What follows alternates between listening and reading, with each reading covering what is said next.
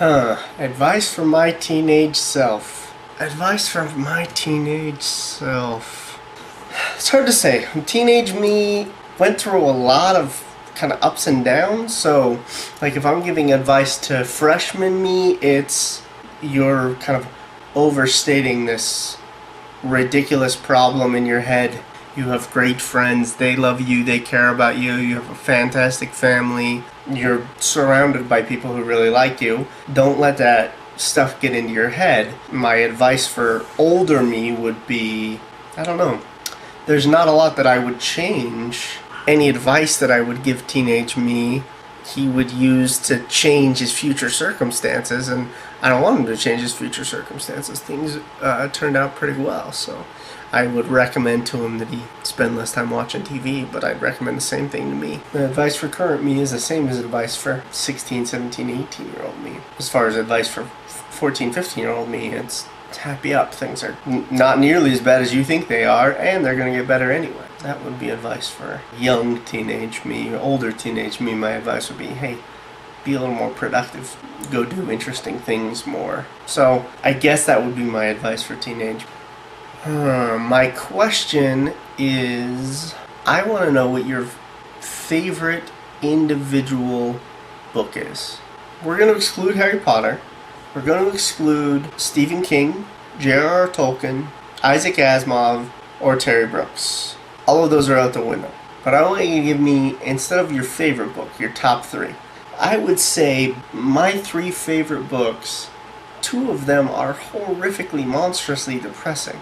Those two are Heart of Darkness by Joseph Conrad and Jude the Obscure by Thomas Hardy. The Heart of Darkness is about a man who goes from England to Africa, and he's trying to find a trader, Trader, who sells ivory. He finds the second man has sort of abandoned all of his veneer of civility. He's no longer a human being. He's turned himself into this sort of demigod for this African tribe. Overriding sort of message of it, I think, is the theme that I pull out of it is that your humanity requires a great deal of work on your part and a great deal of sort of social construction as well. If society is pushing you to not act like a human, most people are not going to act like a human. And it's got nothing to do with your intelligence. Kurtz is very smart, and he is producing 10 times as much ivory as all of the other employees of the company in the region are producing. And then all of a sudden the ivory production stops. And what Marlowe finds out is that Kurtz quits producing the ivory because he no longer feels any attachment, not just to the company, but to society at large. My reading of it, and I've read it several times, my reading of it is that Kurtz realizes just before he dies what he's done, what he's become. When he's on his own, who is he? And who he is on his own is horrifying to him. He doesn't want to be that guy, but he knows he is. So that's one. Two, as I mentioned, is Jude the Obscure by Thomas Hardy. Jude the Obscure is the saddest story I've ever read. It's a story of a young man, intelligent, but, not a genius, but fairly smart, Jude, who, through a series of events, loses the love of his life, his two children, all of his opportunities to make a better life for himself are taken away from him, sometimes by his own choices, failure to stand up for himself, failure to reach for what he goes for, and sometimes through circumstances sort of beyond his control.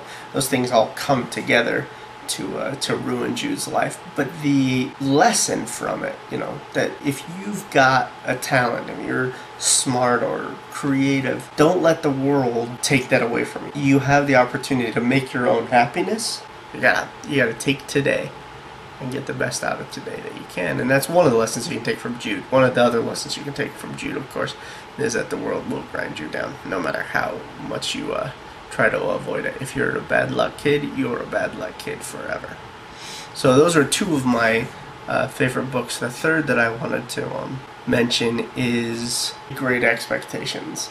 I like Great Expectations because it sort of weaves together a lot of the things about Dickens that I love. The storytelling is fantastic. It has sort of a twist ending to the extent that, that matters, but I like the way Dickens tells the story. So there's your question for your video next time, and you're due on Tuesday. So your turn is Tuesday. I got that right this time. And I love you. I'll see you then.